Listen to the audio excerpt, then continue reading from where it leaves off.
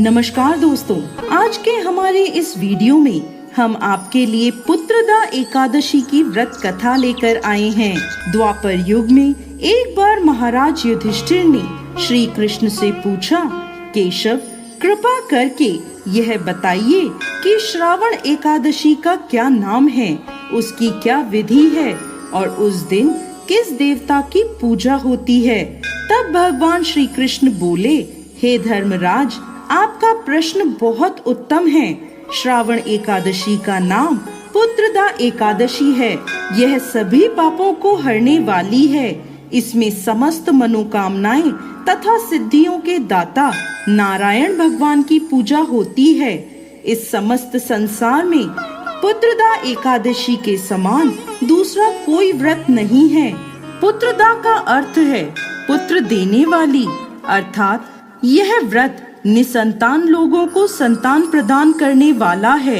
हे राजन, अब मैं आपको पुत्रदा एकादशी के महत्व से जुड़ी एक कथा सुनाता हूँ। ध्यान पूर्वक सुने। एक समय भद्रावती नामक नगरी में सुकेतुमान नामक राजा राज्य करता था। उसकी पत्नी का नाम शव्या था। राजा के पास धन, वैभव, राज्य आदि किसी प्रकार की कोई कमी नहीं थी, परंतु उसके कोई संतान नहीं थी। इस कारण राजा और उसकी पत्नी दोनों चिंतित रहते थे। राजा यह सोचकर चिंतित रहते थे कि हमारे लिए पिंडदान कौन करेगा। बिना पुत्र के पितरों और देवताओं का ऋण मैं कैसे चुकाऊंगा। अवश्य ही मैंने पिछले जन्म में कोई बुरे कर्म किए होंगे, इसलिए मेरे पुत्र नहीं हैं। राजा को इस प्रकार चिंता में डूबा देख रानी शव्या भी हर समय चिंतित रहती थी। एक दिन राजा चिंता में इतने मगन हो गए कि उन्होंने अपने प्राण त्यागने का निश्चय किया, परंतु आत्मघात को महापाप समझकर वह अपना अश्व लेकर सोच विचार में डूबे हुए जंगल की ओर चले गए। वहां अनेकों प्रकार के पक्षियों और पेड़ पौधों को देखते हुए राजा आगे चलते जा रहे थे। वन में राजा ने हाथी को अपनी मादा और बच्चों के साथ घूमते हुए देखा। हिरण को भी अपनी मादा और बच्चों के साथ देखा। इसे देखकर राजा सोच में पड़ गए कि मैंने कई यज्ञ किए, ब्राह्मणों को भोजन कराया, फिर भी मुझे निसंतान होने का दुख प्राप्त हुआ। मैं क्या करूं? ऐसा सोचते हुए राजा आगे जंगल में चलते गए। आधा दिन बीत गया। राजा भूख प्यास से व्याकुल थे। पानी की तलाश में वह भटकते हुए एक सरोवर की तरफ गए।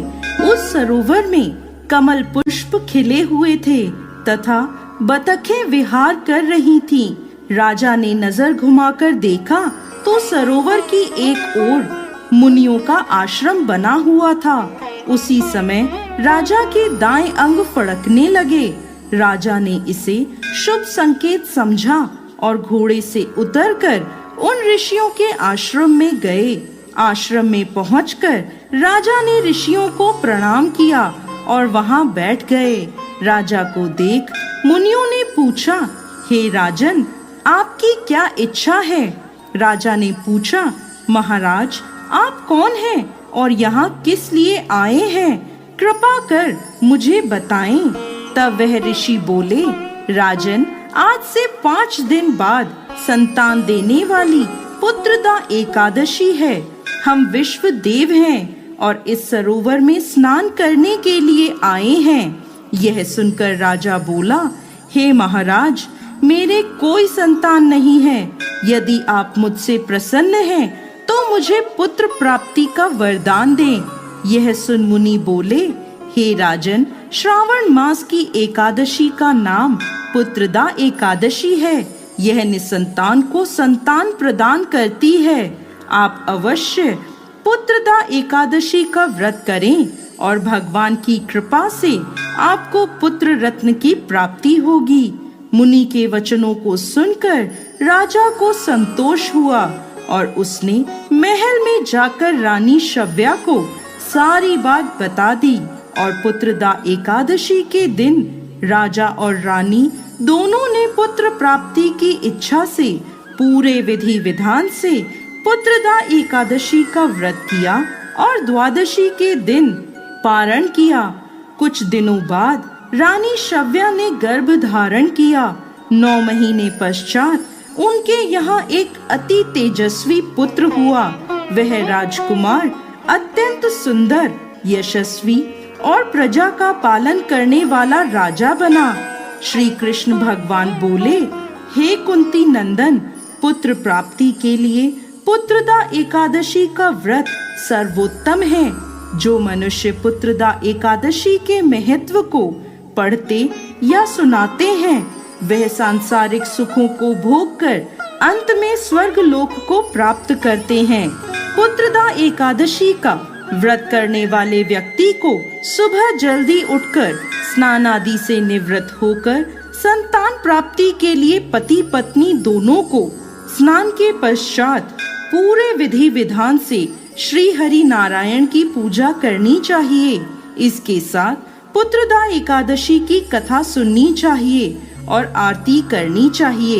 हे भगवान नारायण, इस कथा को कहते, सुनते और हुंकार भरते सब पर कृपा करिए, सबकी मनोकामना पूर्ण करिए। जय श्री हरि नारायण।